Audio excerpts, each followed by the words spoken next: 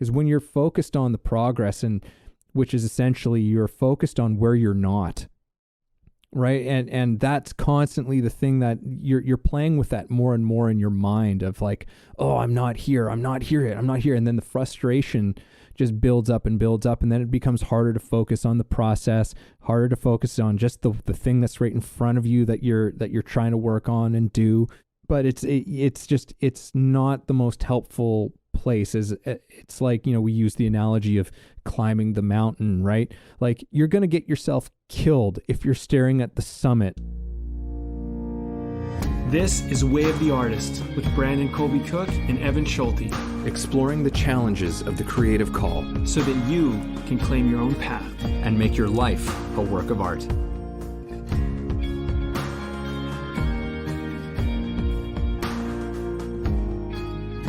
Rolling two. Bam.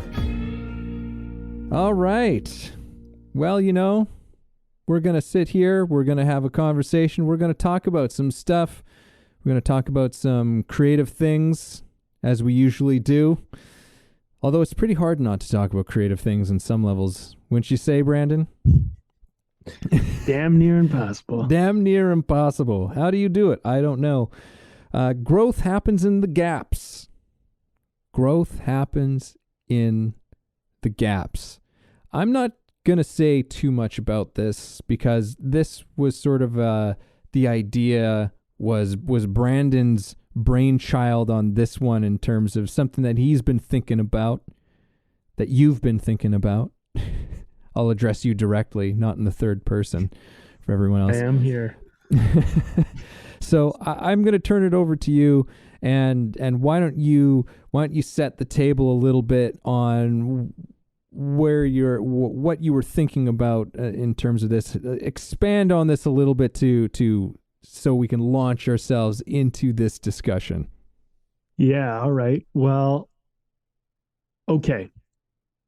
Something I've noticed is that when you learn something, you gain knowledge, you understand something, it doesn't necessarily mean that you can apply it right away.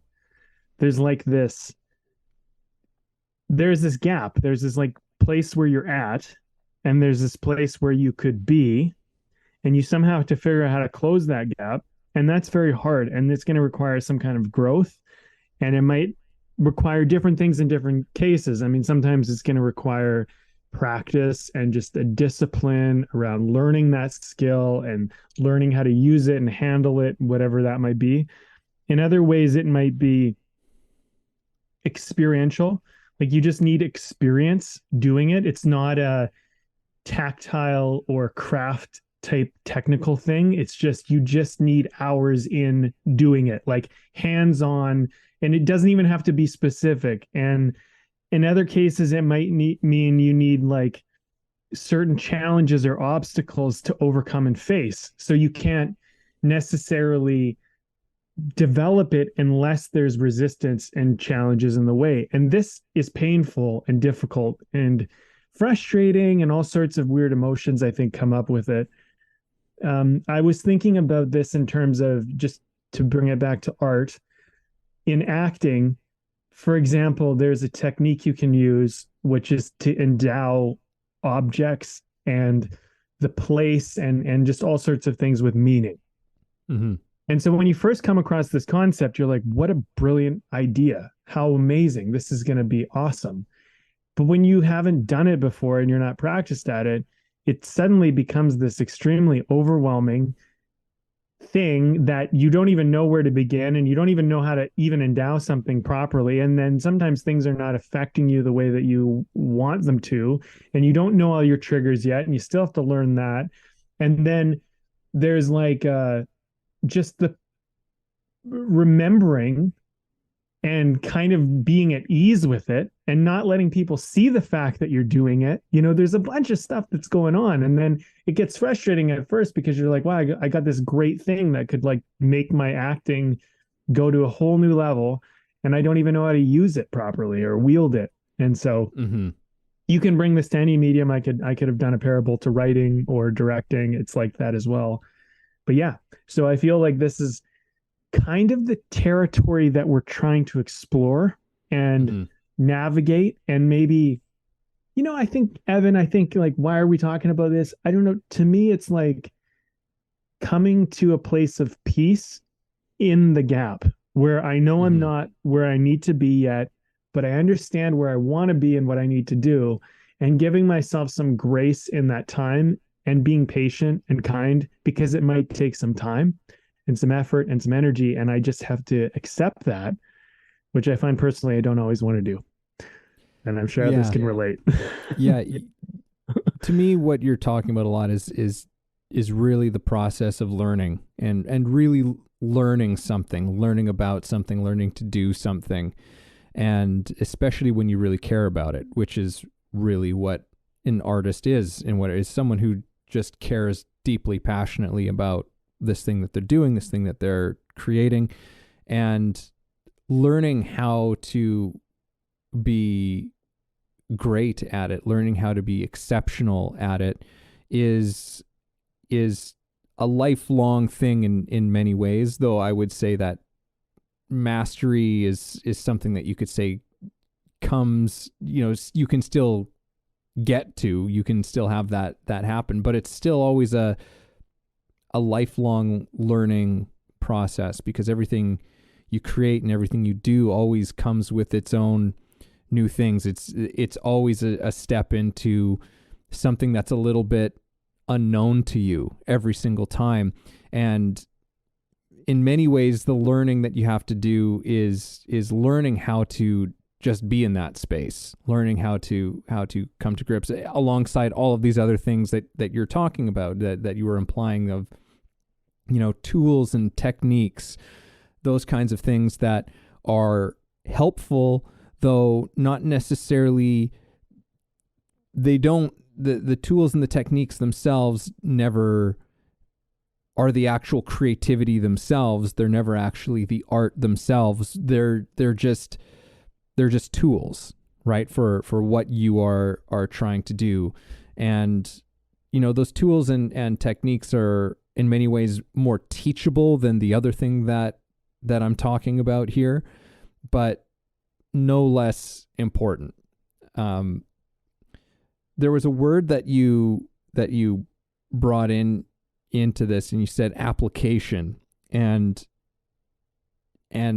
I think that really stood out to me, because it's not that you can't apply these things that you're learning right away. It's just that, like anything that you're learning for the first time you're doing it, there's a clumsiness to it, right? You're a little bit, you're not practiced with it, you're not doing, and that particular technique you're talking about in acting, the endowing, which is it brings a grin to my face, because it's I remember learning all about that thing, and it's a very useful, helpful skill.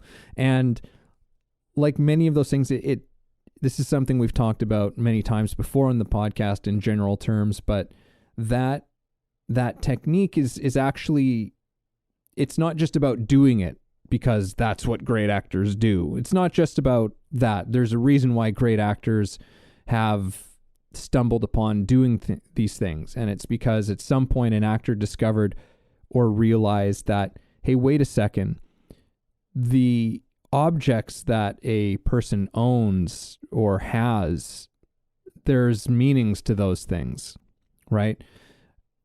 For example, someone who, like a character that you might be playing who does not have very much money, but let's say they own one extremely expensive suit, right? And so that person is going to treat that suit with a certain kind of care and respect. They're not going to be careless about it. They're not just going to toss their jacket in a heap on the floor. They're going to come home, they're going to hang it up nicely, put it away, take care of it, those kinds of things. And so it's pointing to, there's a richness in people's lives that's important to factor in, the things in their environment. So anyhow, we could dive into the particulars. It's not necessary, I think, for this conversation, but that that first time that you try applying it, and this is something that I know I've done, I've seen other actors do, it's like you're just learning these new things and you're like, oh, okay, I've got to really do this. And there's a kind of clumsiness, or sometimes there can also be like an overdoing it, where suddenly now it becomes like they're overselling it, they're overacting it because like, oh, I've learned this thing, so now I've really got to go hard at it. And then all of a sudden it becomes like, what's going on? Yeah. It becomes about doing that thing as opposed to all the other things that you need to be doing as well, right? Where it's like, no, these are just elements. These are just elements, but it's not, it doesn't consume the whole thing that you're doing. Mm-hmm. So anyway, this is all to say that, yeah, that first time, or when you're just learning, there's a clumsiness to it before it becomes something that you really understand through doing it. And I think that that's the important aspect of it. Is the only way that you really start to understand it is by doing it, by putting it into action, by putting it into practice, is the only way that you actually start to understand, oh, right, okay, I see where this has its place, why it has its place, when it's necessary, when it isn't necessary. You only understand that through putting it into practice and putting it into practice over and over and over and over again until it becomes something that you have a kind of intimacy with, I guess. And there's a certain amount where it's like things can become a distraction, whereas you make something, I don't know, you make it too important and it's not really important.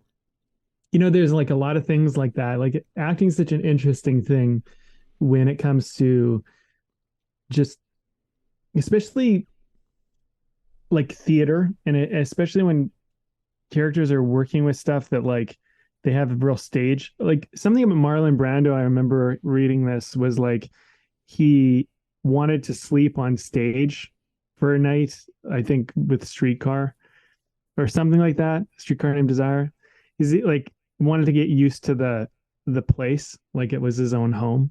And there's like a lot of things like that I noticed with your home. Like you don't even notice them. They're just normal. They're just, and it's not that they're so meaningful. And I think that's a common misconception with a lot of actors. Like, I need to make this mean something, and I got this from this uncle and blah, blah, blah, and whatever. And it's like, yeah, this is really what it is. It's like, you gotta kind of walk around your house and like, notice the dirt in the corner that you've never really cleaned up, or that box you haven't moved or something, right? And it's like, and you just don't care. It's kind of, that's part of it, but the new actor will mistakenly make everything too important. And if you're in your home, it's almost that nothing is important. And in a way, that's why it's so home.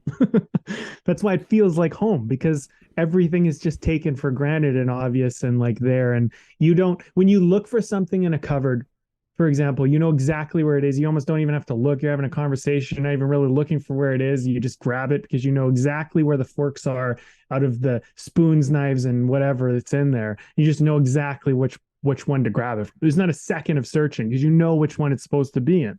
And if it isn't, you would be surprised. And then that would read, because you'd be like, wait a minute, what the hell? Like, I grabbed a spoon? Like, there's supposed to be a fork there. You know what I mean? Like, you just know. And so there's like, the thing is like when we're talking about an actor who wants to do like a great performance, these innocuous, seemingly unimportant, obvious things are what makes it so great in a way. Mm-hmm. And the fact that it's so seamless and unnoticed is why it's so amazing. Mm-hmm. But the moment we start to notice it, the moment we start to be like, our attention is drawn to it because the newer actor wants to go like, let me show you my skills. You've seen that before if you've been in class. Yeah. And it's like, no, you're fucking it up, man. You're fucking it up, right? Just let it go. But this is the thing I'm talking about, is like, you don't always know where you're going wrong with this thing you're learning. Like you're like, no, but I've learned it. I get it. But you don't understand how you're not doing it right in a way. Like Mm-hmm. you're robbing it of some of its glory somehow by maybe you don't understand it quite clearly enough, you know? You Yeah. don't quite understand why it's there.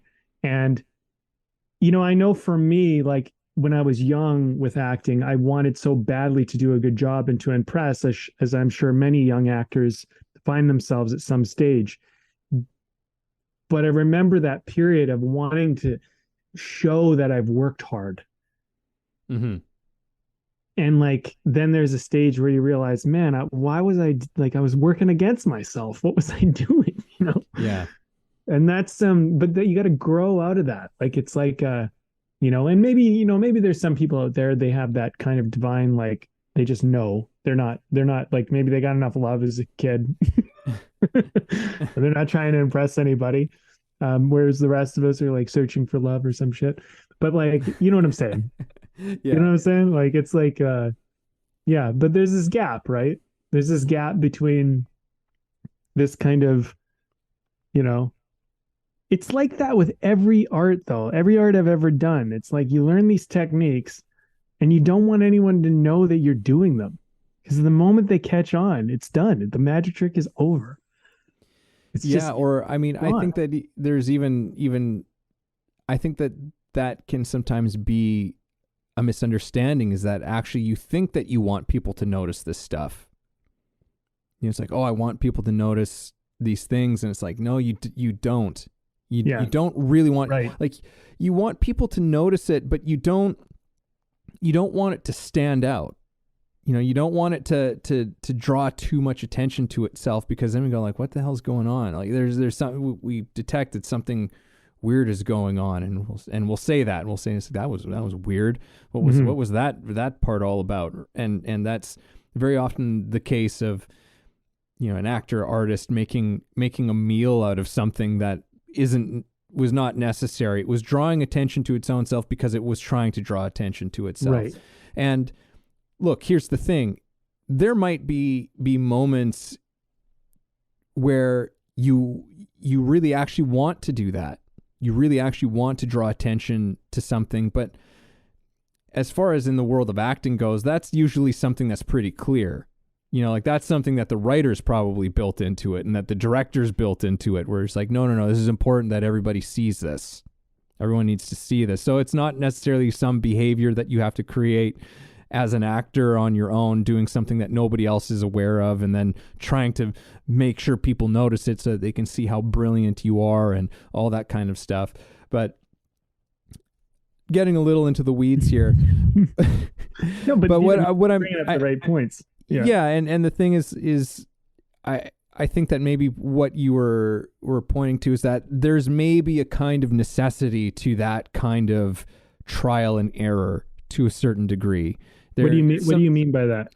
There can maybe be a certain level in which, yeah, you've got to misuse it. Like you've got to go in there and you've got to see how not to use it by putting it into place, to go like, oh wait, I'm putting way too much into this. It needs to just be something that is almost invisible to everybody, and I don't need to think too much about it. It just becomes a part of it. Like another thing, I'll just use acting as the sample here, but something like having an accent or having some sort of a physical impediment, like a limp or an injury or something like that you have to perform the entire play or movie with that thing. You want to have that at a point where you're not even thinking about it. You don't want to have to think about it because there's so many other things that are more important to what your job is as an actor, right? So it's kind of like that. If you have to be thinking about it, if you have to be putting so much attention into what is really just this small thing, that's one of those ways in which, like, there's, I think, a misunderstanding Yeah. of what you're doing. But as I was saying, there might be, I think that's part of what goes with that initial clumsiness to learning anything new for the first time is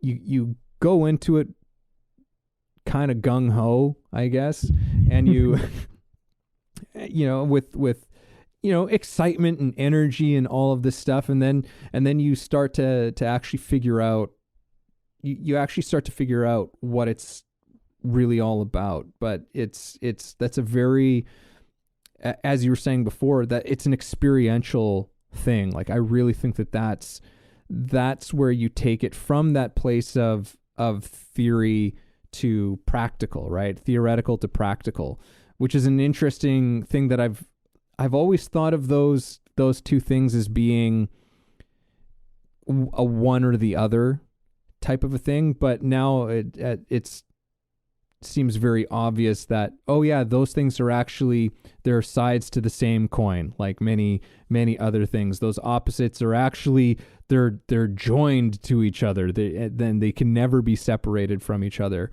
There's that relationship where eventually the theoretical becomes the practical. Yeah, I'm realizing something. There was many things early on in my acting career specifically that I totally misunderstood why you would do them. Because as I'm thinking about it, there was a certain amount of pressure just to be a good actor and do a good job. And I'm thinking about it, and I remember interpreting some things as just, this will help me do a better job.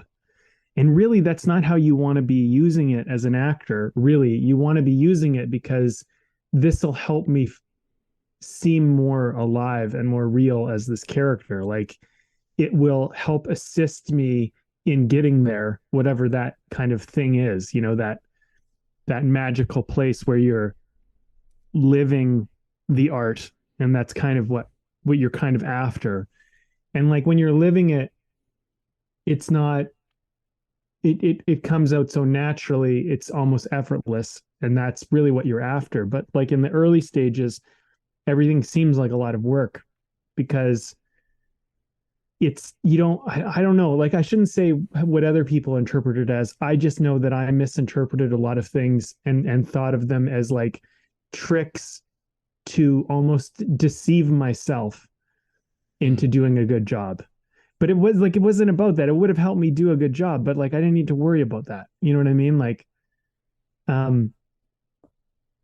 yeah, it's interesting. It's interesting because like, there's, particularly with acting, it's such a highly competitive or seemingly competitive industry that you want to be top of the game so you can get the parts and do the things. And like, that's a lot of your attention and focus is like just trying to figure out how to get to that level. But the thing is like, in a weird way, by trying to get there, you work against yourself because you shouldn't even really be competing at all. That's why I say it's seemingly competitive, because it's actually not competitive, because you're not competing with anybody else. And one of our teachers pointed out, like, I remember he said, Nathaniel said, there aren't better actors, there are only more truthful actors. And actually, as a director producer, I would say that's really the most truthful statement ever, because a lot of the time when you have a bunch of good actors come out for a part, at the end of the day, you're looking at like several headshots and you're talking about what way should we go. It isn't about who's better or who's worse. It's more like what person or what actor brought a flavor to this that's gonna and has the look, and there's a bunch of elements that just kind of are gonna make this fit right, and so I think as an actor, and I mean, pair this to any art really, I think there's a certain part of us where we have to, like, when you become masterful with it, because I think that's a lot about this podcast is about, is when you actually understand what you're doing and why you're doing it, beyond your limited initial understanding of like, I get this, I know what this is, I understand how this works, I see how it's applicable and why it would help me. But then you get to that point where it's not about how it's going to help you. It's more about that it makes sense. It's not like I'm going to do it because it's going to help me. It's like it makes sense. I get it. So I'm going to do it because it makes sense. Like I had an acting teacher very early on, and she would say, when people would come in sometimes and we'd be about to do our scenes, and someone would say, oh, this thing happened to me and I'm feeling this way and I just can't do the scene. It's a love scene and I'm feeling so sad and angry. And she would go, use it. Fuck. And it was beautiful, man, because someone would come into a love scene inappropriately sad and angry, and it would turn that scene, it would give it this spice, this salt, this seasoning. It's like, and you never would have thought to do that. So you just used it, used what your emotion was. And so like that's something I've learned to do with writing in particular, where it's like, I got to write this scene and I'm not feeling it. And it's like, well, what are you feeling? Use that and let's just see what happens. And you'll find, I mean, I find often that it leads to gems. Mm-hmm. And so, you know, this part of that direction she would give was, look, you got to perform or you're not going to perform. So if you're going to perform, you might as well use it because it's the truth. And mm-hmm. so there's a certain amount of like, there's just practicality. Like if I can't change this. It is what it is. I don't, whatever, it's going on. So just to get the work done and to do the job, I have to use it. But then there's this whole other element where later on where you go, man, I hope I'm having an emotional day because it would give me some fuel to use today in this work I'm about to do. And maybe you look at that emotion that comes out of left field as a gift because it's something you wouldn't have consciously thought of doing, whether it be for your writing or your acting or whatever medium you're using, maybe a song you're writing. I don't know. But yeah, but then you understand this. I'm not just using it to serve me. I'm using it because it makes sense to use it. Like it makes sense to do it. And so it doesn't become about like, will it help me or make me better? It's just, man, I could go on and on because like Meisner and the acting you teach is so much like that too. It's just like you get thrown something from your scene partner and you got to use it. And, and it's like, you don't even know what it's going to be, but then you just eventually learn to, and maybe this isn't the right word, but I'll use it, like submit to the moment and let that be enough and understand why letting that be enough is so important. But that takes trust and it takes a certain amount of like ease, which is hard to have in the initial beginning of anything. Yeah, it does take time and practice to develop that level of trust in something like that. And yeah, that takes time. Like anything to really learn it takes some time to do it. And what's really interesting that I didn't really think about when we went into this conversation is, as you were saying, how much of this conversation has a lot to do with what we might call mastery, right? Like on that path to mastery, essentially, and that gap between being the beginner or the amateur or even someone who's a veteran who's on their way to some level of mastery. And that process, right? That process to getting there. And so much of that is one of the great challenges of any artist. And again, it's such a tough thing, and as a teacher, it's a challenging thing to do, but it's an incredible thing to do and to engage with, is because that whole process there's something that's a little bit unspeakable about the whole thing, right? Which is why I think a lot of art schools, whatever art form that is, they can get so bogged down in just teaching you lots of tools and techniques, which is fantastic stuff. But sometimes I think that they don't spend enough time with that part that's a little bit, that you can't quite grasp, that you can't quite touch, that you can't just put into a step-by-step instruction. It's in, yes, we're giving you all of these things, but there's this whole component of you that is coming through. Like you talked about the medium, and yes, there are these mediums that artists work in, but the artists themselves are mediums. Artists are these mediums to creativity, and all of that stuff that's going on, it's like, use it, right? It's like, yeah, use it, because everything that you're doing is coming through that right now, right? Because that's what's alive and that's what's present in you right now. And you can either acknowledge that and work with it, or you can waste energy trying to fight it. And yeah, and those are things that, that's part of that learning, right? Where it's in many ways, that's like a wisdom from an actor who's learned through experience to do that, as opposed to just like, don't fight it. You're going to waste too much time trying to just pretend that you're not feeling the way that you're feeling right now, trying to force yourself to feel some way that you're not open to being right now. So experience has shown, just use the thing that you've got, right?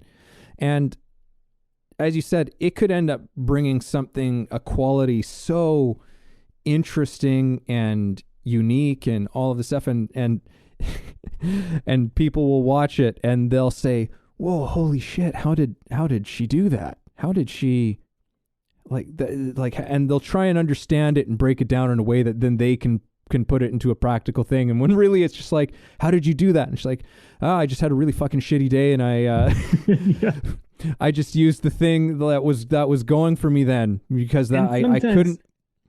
Yeah. And sorry, I just want to piggyback on what you're saying, but sometimes it's like, I went through a massive breakup, or I just lost my job, or something devastating happened and I didn't know what to do with myself. So I started writing a song. Or like, there's that one musician and her agent wanted her to write a love song, and she didn't want to write a love song. So she wrote like, you want me to write you a love song? And it sounds like a love song about someone who like is in a relationship and their partner wants them to write a love song or something. But really it's her letting out her angst about, I don't want to be a musician that has to write a love song. And it turned out to be this massive hit.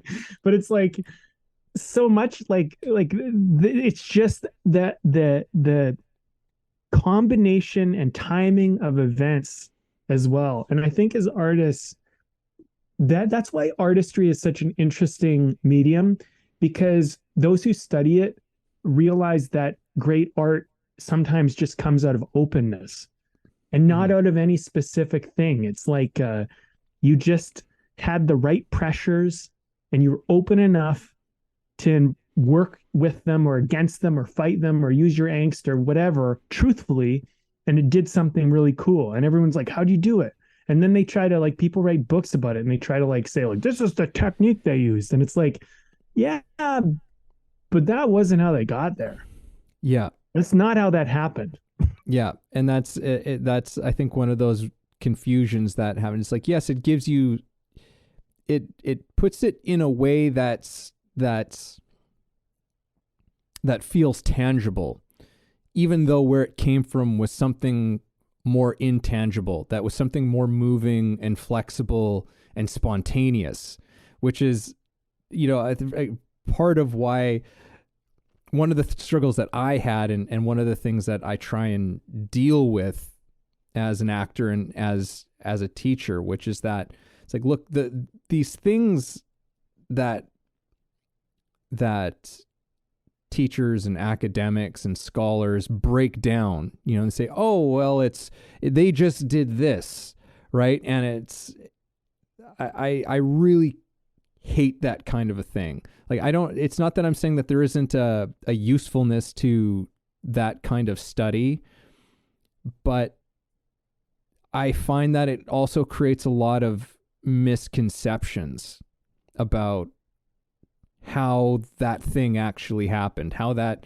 actor, how that musician, how that person actually did it, because it actually came out of a completely different place from that. And you're trying to just give it in a way that gives you a result, right? That isn't so much that doesn't really address in a meaningful way the process that was behind it, right? Which can be these very spontaneous things as, yeah, that person had a shitty day and they just went with it. Because here's the thing is, it might really work. It might also not. It might also at not. all. Yes. Right. But the thing is that the whole thing wasn't going to really work anyway. And at least you came in and there was something real going on with you. But often what happens if you just allow yourself to have the thing that you have going on be present, is that then you actually give it the opportunity to work through you. You actually give it the opportunity to just like, okay, that's out of the way now. I'm not resisting it anymore. And because I'm not resisting it, like, I'm not damming the thing up. The waters are now moving out and through. And now that the waters are moved through, now I'm back to where, I can meet what I need to meet as, with my skills and my talents and all of that stuff. It's like, okay, now I can actually, bring I have the emotional availability or whatever it is to meet what this character, this story actually needs, right? So, but that's still, it's one of those things where I think that there are often situations that come up that there isn't a perfect solution to what's happening, right? Like and it's really having, what are those wisdoms as to when you're in that situation, what's your best, like, what is your best thing when you're kind of between a rock and a hard place? And, in this particular example, it's just use the emotion that you've got, because Right. the one that you planned on coming in with, that ain't happening. At least not yet. Not until you get it flowing and moving. Hey everybody, this is Evan, and this episode is brought to you by my book. Yes, I recently released a book called The Actor's Awakening: Connecting Spirituality to Craft. Expand yourself as an actor and your craft through a spiritual perspective. Take a journey that will explore universal philosophies and insights to help you understand human nature in a profound way, and develop practices to take your work to another level. Again, that's The Actor's Awakening: Connecting Spirituality to Craft. Available on Kindle and paperback on Amazon. And as always, if you like the show, please subscribe. And that's part of, like, the other thing too is emotion can enlighten you on things. And I think in culture today, we have such a fascination, or that's a fascination is not the right word, but it's like we want happiness all the time, and we want to be content, and we want to feel like all our time is like valuable and fun and enjoyable and not painful and not uncomfortable. And there's a lot of attention that's put towards that. So when people have emotions come up like sadness and anger and things along those lines, the first thing they try to do is like, how do I get rid of this? What do I need to do to resolve this problem? Whereas, I'd say a wiser person would say, oh, I seem to be feeling this way. what might be going on? What might I be able to learn from this? What might I be able to do with this?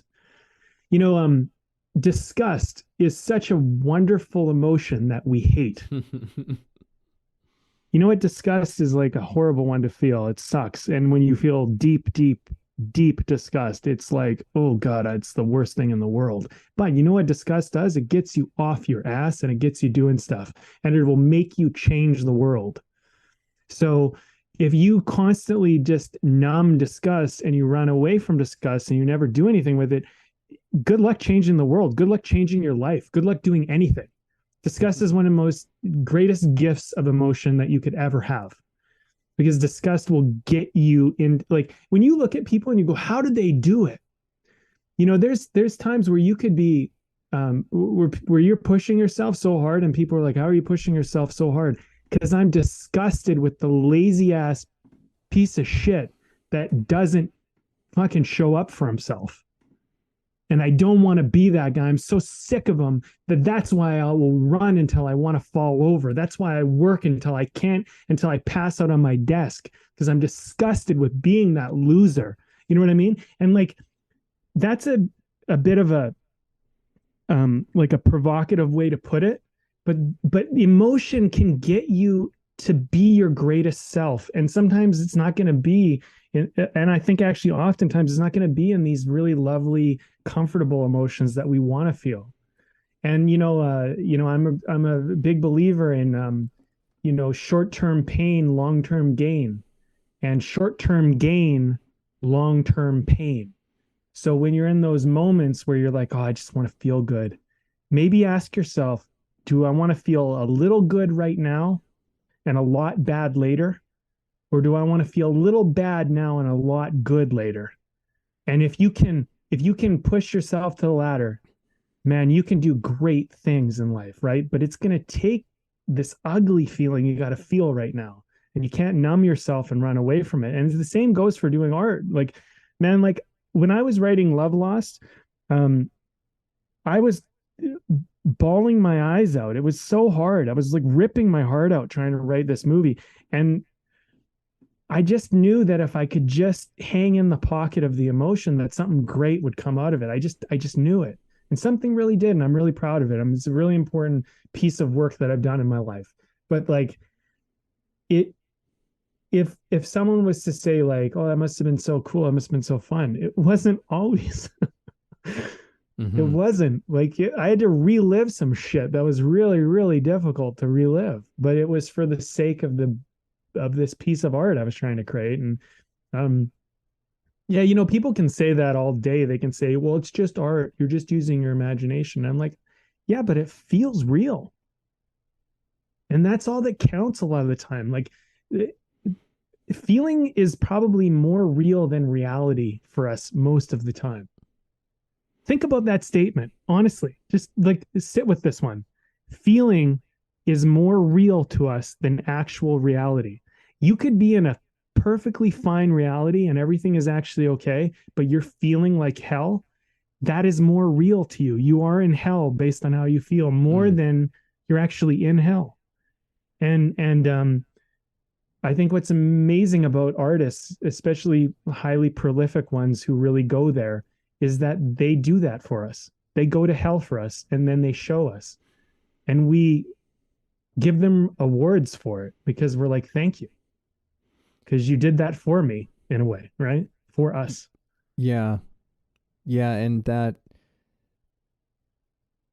but what's interesting to me about that whole thing that you're describing is that that's actually what the artist wants. Yeah, I know that's the crazy thing about it. Yeah. It's we want it because actually there's underneath all of that is a deep, deep, deep joy. Is a deep joy of there's a fullness with which you're experiencing life and you're experiencing your own humanity that's a little bit beyond you, which is why I think, and I used to be hesitant to say this, and I'm not so much anymore, but I think, real artists are actually involved in something that is mystical to a certain extent. And maybe some people really hate that substitute whatever word you want, but for me it really is, because why would somebody choose to be an artist? Why would you choose to do something like this? It's because there's a quality of experience to be found there, to be had there, that you've probably experienced doing it. That is the reason why you're still doing it, because you became alive in this whole thing. Something experience out in a way that's both outside yourself, but also more in yourself than you've ever been, than you ever are, is occurring simultaneously. And that thing is what you live for. And so those, that whole sort of short-term pain, I find that short-term pain thing is like, I don't even like looking at it that way, where it's like, it doesn't necessarily mean that there isn't a short-term pain of sorts, but it's, for me, what I'm even sort of just understanding in this moment is that thing that's in pain is actually just some bullshit. Really. Like it's not real to a large extent. Like it's I don't know how to quite describe it, but there's something about that short-term quote unquote pain that is really not that big a deal, is really not actually particularly painful. It's usually some caught up idea, expectation, some sort of story that I'm telling myself that makes it the painful thing, really. Yeah, well, I think you're onto something about that, because what pain tolerance and like recognizing like what you can handle and what you think you're feeling and what you're actually feeling, and the idea of what it might feel like is such an important factor to consider, because sometimes people don't do work that is important to them because they're like, oh, but it'll feel like this, and it won't. But they get in their head about it and they think about how it would feel. Yeah. Now I know I do that. That's guilty. Yeah. But it's like, nah, man, like you gotta like push past the mental block about it. And like some things are so not painful that it's almost laughable when you think, why did I even avoid this for the time that I avoided it? You know what I mean? Like, and I'm sure we can all relate to that. And then, I'll bring one other thing just before I pass it off, but like working out is so hard in the beginning. Like it's just uncomfortable. Like maybe you go through these periods where you're motivated. I'm going to work out. I'm going to but like, if you're not motivated, getting yourself to like do it is difficult. And then the first few weeks of doing it, at least the first few days, you usually in pain, and you got to get past that pain.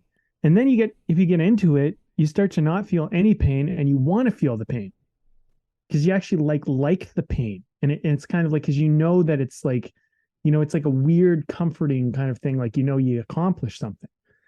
And there's well, it's and which brings it back around to something else I want to get a bit more into, which is what I was saying about that joy thing. There's this joy that's actually underneath all of that stuff. Like as an actor, I have done scenes where I'm in an extremely painful emotion. I've put myself into an extremely painful emotion, thought, circumstance. I've brought myself to a point where I'm actually feeling and living this out as if it were a real thing. And all the while, there's this part of me underneath it all that's just having the most amazing fucking time. And I don't know how to explain that. I don't know how to explain it. And it's just like, and then the scene's done. It's just like, whoa. And you just want to do more of it. Like, you're just like, wow, that was amazing. That was a great experience. Yeah. When can I do that again? When do I get to go and do that again? And that's one of those incredible That's one of those incredible things. I don't know how we got here. Are we off topic, or are we I mean, usually this is all related in some way how we got here Well, in I terms of don't know. I don't think we're off topic. I mean, I think what's interesting is as we ventured into this part of the conversation, earlier I was saying like, oh yeah, like they went there for us, and they made this great sacrifice. But like at the same time, like they loved it, right? yeah. But it's like, so like don't pat yourself too hard on the back. I mean, like, but at the same time, like that's the beauty of it, right? Like you get to it. I think that's why I love film so much, and just like theater and all of the mediums in writing and directing and acting, because you get to bring your imagination to life, which is like I think all I ever wanted to do as a kid. So to me, even when I'm going through the most tumultuous experience writing or acting or whatever's happening, I still kind of always love it because I'm bringing my imagination to life. And then there's a certain part of that, which is like, that's all that really matters anyway. And this feeling I'm having kind of just serves the imagination coming to life. Right. So it's, there is a bit of, but I think the thing is like, you asked a question earlier about like, why would you get into the arts, or why would you be an artist? And like, I think early on, it comes from a lot of like, that would be fun, that would be cool, I like doing it, maybe I can get these rewards in life from doing it, it's whatever. um but when you start to get into it and you get invested and you realize like what it takes and what's going to be asked of you, that's like another transition as an artist. And some people drop off and some people carry on, and those who carry on, I think they're interested in this type of conversation, right? Like at least around the arts. Well, one thing I want to get into, Evan, if you don't mind, is just before we wrap this baby up, is like how this relates to like life. Because we've talked a lot about how it relates to the art medium, but I actually think this is a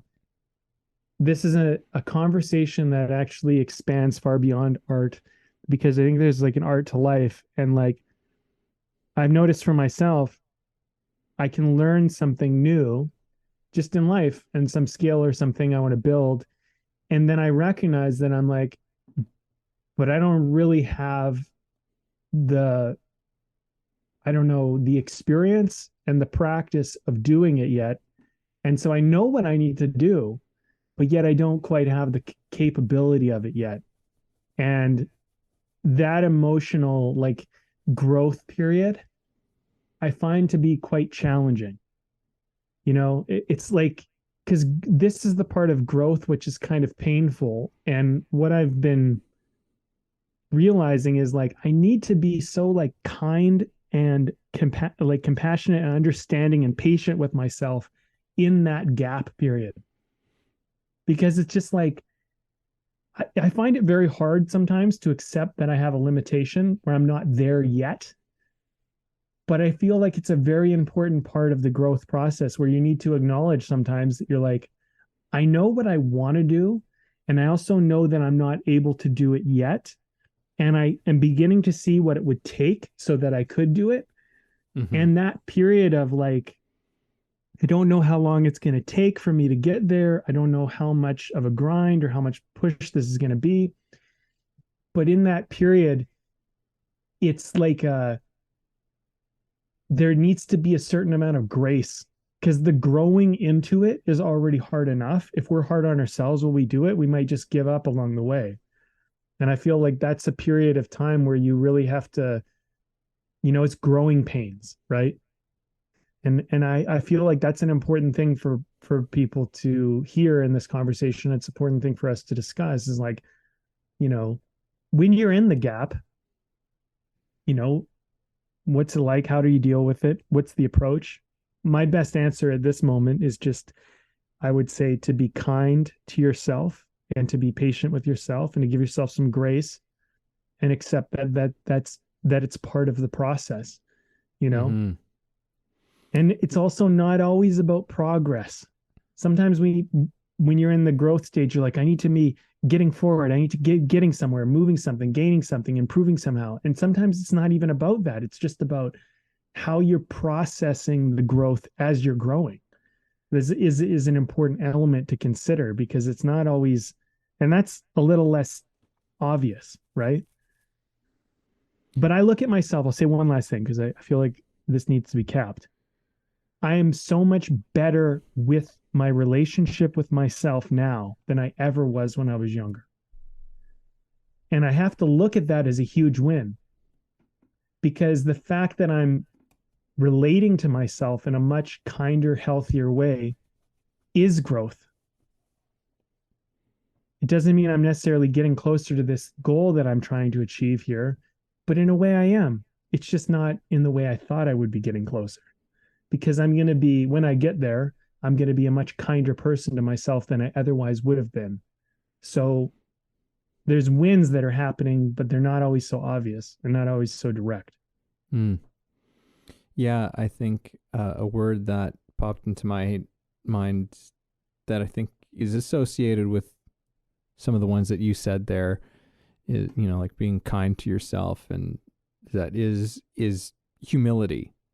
Like humility in the gaps, humility in the process makes you, I guess, fertile soil for the growth to happen. Sure, right.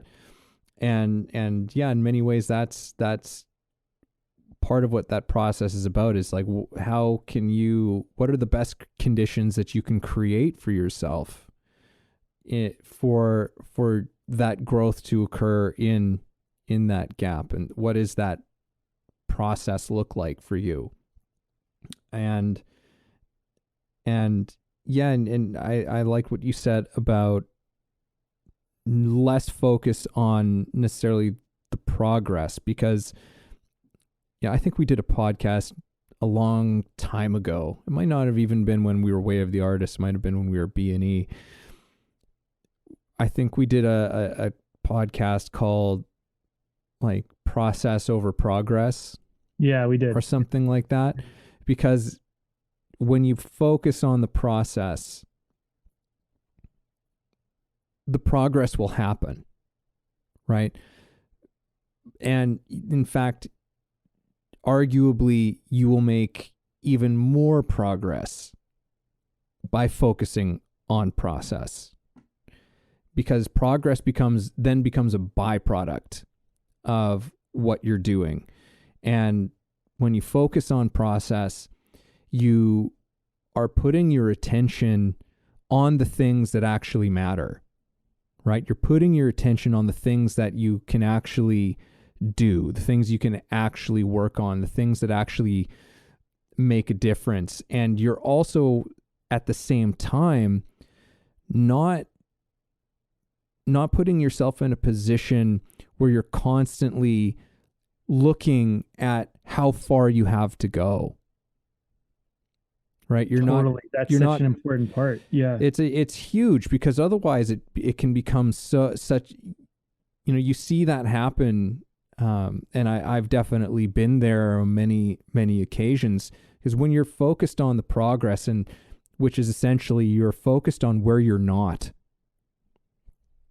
right? And that's constantly the thing that you're playing with that more and more in your mind of like, oh, I'm not here yet. And then the frustration just builds up, and then it becomes harder to focus on the process, harder to focus on just the thing that's right in front of you that you're trying to work on and do. But it's not the most helpful place. It's like, we use the analogy of climbing the mountain, right? Like, you're going to get yourself killed if you're staring at the summit the whole way up. You're going to fall down a ravine. You're going to you're going to get hurt or kill yourself that way. And you're going to miss all the beauty. And you're going to miss all the beauty. You're going to miss all the stuff that happens along the way. Like, you're not going to have any like you're not taking in all of the things that are happening along the way. So again, it's a perfect metaphor for process, because it's like, it's essentially, it's the only way.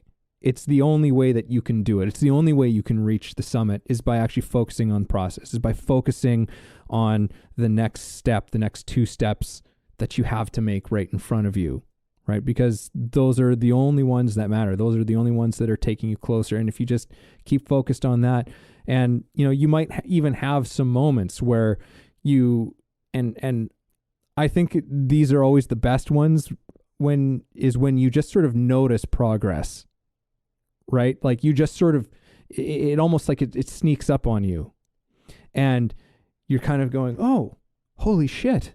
Look at all of these things that have come together. Look at all of this stuff. Holy shit. Like we're not there yet, but man, we've come a long way. We've come a really long way. I've come a really long way, or whatever it is. And then it's like, okay, back to it. And then you just focus on the process again. And that's how you really do, I think, exceptional things. That's how that mastery element starts to come into play, is through that focus on process. Mm-hmm. Yeah, man. Can I say process anymore in my process, everybody.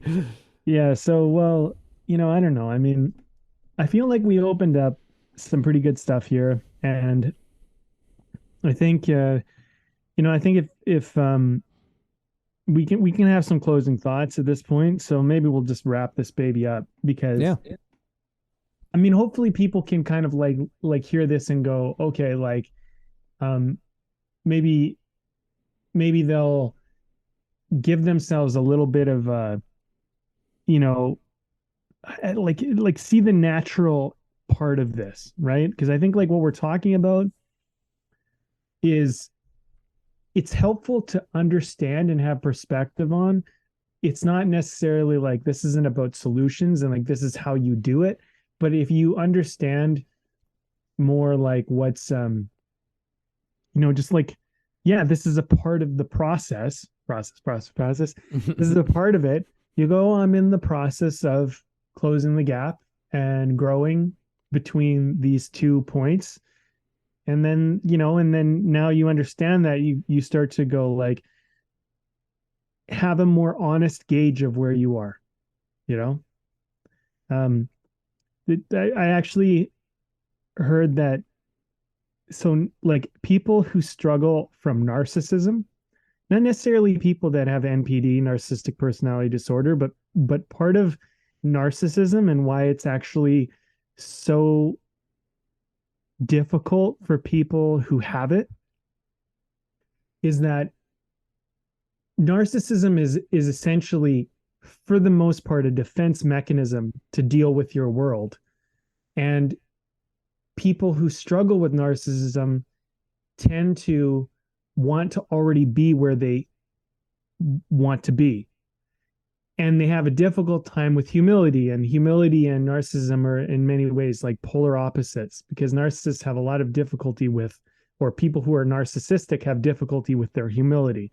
But you can actually mitigate your narcissism by finding humility. And part of humility is not needing to be where you are already, because the narcissistic part of us wants to get the rewards before we've actually worked to get there. You'll notice this is a very common thing about narcissism, is that because everybody has a little bit of narcissism, but it's like, wouldn't it be nice to just have what I want now and just to be there already? And so this whole fake it till you make it, like I'm going to pretend to be the thing before I actually am. And maybe people will believe it enough and maybe I can get away with it. But the problem is that it actually always catches up with you. And so eventually because you didn't actually go through the process, you find yourself where you wanted to be, but without being ready to be there, and you blow it, right? And the narcissist will often blow the opportunity, or our narcissism will cause us to not be able to perform in the moments where we need to be able to perform. And so like part of this talk, which I find kind of interesting, is like, maybe look at the gap as a way for you to really be where you want to be and really be who you want to be. Not by a lie, not by pretend, not by faking it, but by actually being there. And you have to go through that hardship of growth, but know that if you're in that growth gap, that you're actually doing the shit. And I think that's exciting. That's a really wonderful thing, you know? Um, so I mean, that's not my wrap up, but like something that kind of came to me as we were working through this conversation is like, I know there's lots of actors and they think they're great, and they're not. I mean, I'm not trying to be mean. They're just not. And they don't know why they're not good, and they don't know why they're not booking the parts. They don't know why everyone doesn't love them. And I would argue that that's the narcissism problem, where you already want to be the great actor without going through the growth gap of getting yourself there. So like, have the humility to be like, okay, I'm clearly not, delivering the way that I want to be delivering. And, but if you really grow, you will get there.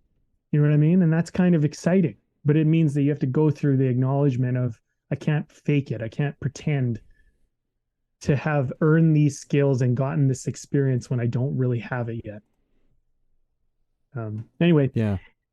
Dude, what are you drinking for some bevy here? Yeah. I know I'm the only the only one having a beer, so I'm just having a small glass of one that I'm sure has been on our podcast at some point. This is the Electric Unicorn White IPA from Phillips Brewing. It's great. Nice. It's great. What? Nothing more to be said about it than that. So nice. No beer for me today. Just wasn't in the cards for this one, just because of scheduling and whatnot. But yeah, man. Well, look, I'll give my wrap up because I kind of already did, and then I'll leave it with you. All right. I do think that there's a game we play with ourselves where we want the rewards as easy as possible. We want to get what we want without all the toils and the pain that kind of have to come with getting it. And I think that there is a certain intelligence to that. I think that is not a bad thing about each of us, that we are always trying to figure out the easiest, most effective, most pain-free way to get something done, accomplish something, get somewhere, or whatever. The fastest, smartest way, right? So I think that's good. I don't think that you should ever beat yourself up for having that inclination or that desire. But I do think sometimes it's in your benefit to be like, what if I slow this down a little bit? What if I let this kind of gestate and breathe and just be a little bit, which I think will help you get in touch with your process. And I think sometimes is absolutely necessary. And I think it's the smartest thing to do sometimes. I think often you should try to accomplish anything you do the smartest way possible with as least work and pain as possible. I think for the most part, that's a great approach. But I think with some things, you actually want to do the opposite and you want to avoid that inclination. But you're going to need to know which one and when to do that. And if you want to be great, if you want to be masterful, I do believe that patience and process are going to be greater friends of yours. If you just want quick and easy, then skip the process and just try to get the result. But just know that it probably won't last as long and it won't be as rewarding and beneficial when you theoretically arrive wherever it is you're trying to get. It's in these moments when you're climbing Mount Everest or you're climbing this mountain and you're looking at the peak.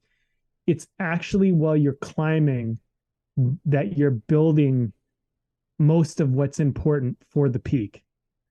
So, you can kind of skip ahead and jump to the peak, right? And you could do that, but the peak will never be as great for you if you don't do the hike to get there, the climb to get there. So sometimes I think it's, this conversation for me is just, if you're in the middle of climbing and you're in the middle of hiking, try to embrace the beauty of that, in the process. The journey of getting there is just as important as getting there.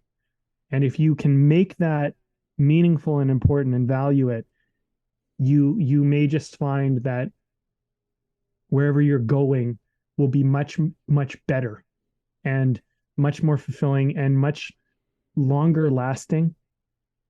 And a lot of great benefits will come out of it. So don't skip this part, this gap.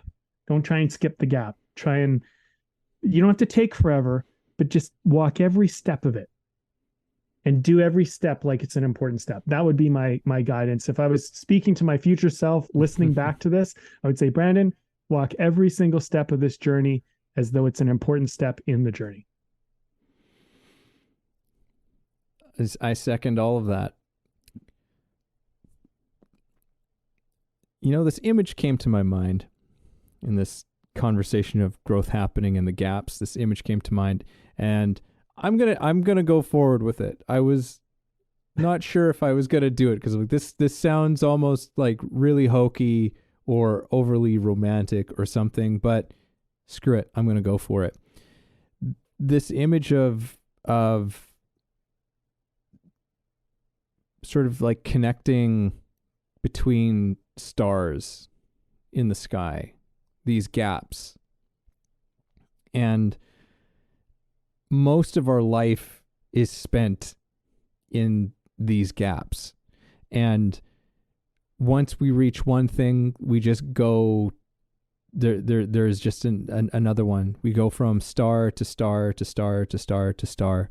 And we don't necessarily know where they're all connecting, but by the end of our life, there's this constellation that's left.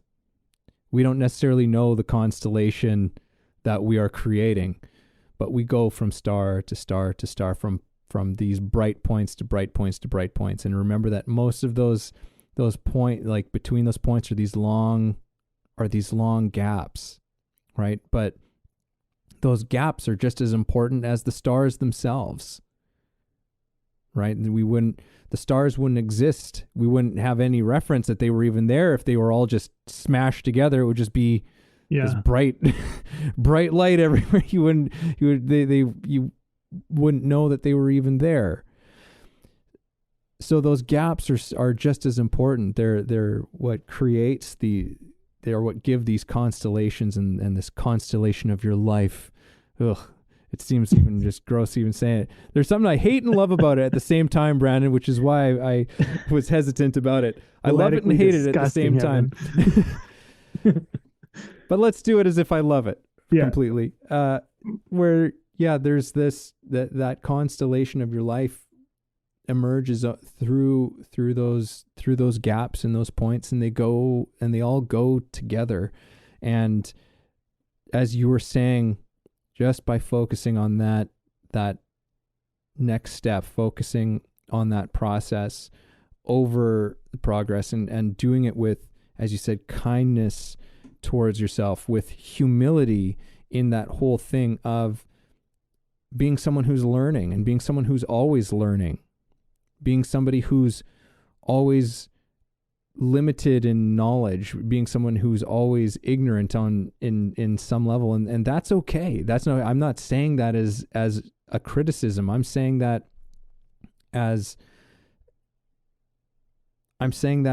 just a part of our humanity, as a part of what makes us human. And it's okay to be those things when we fully accept ourselves for those things. And through that, we give ourselves the best opportunity to learn and to grow in those gaps as we move along from star to star.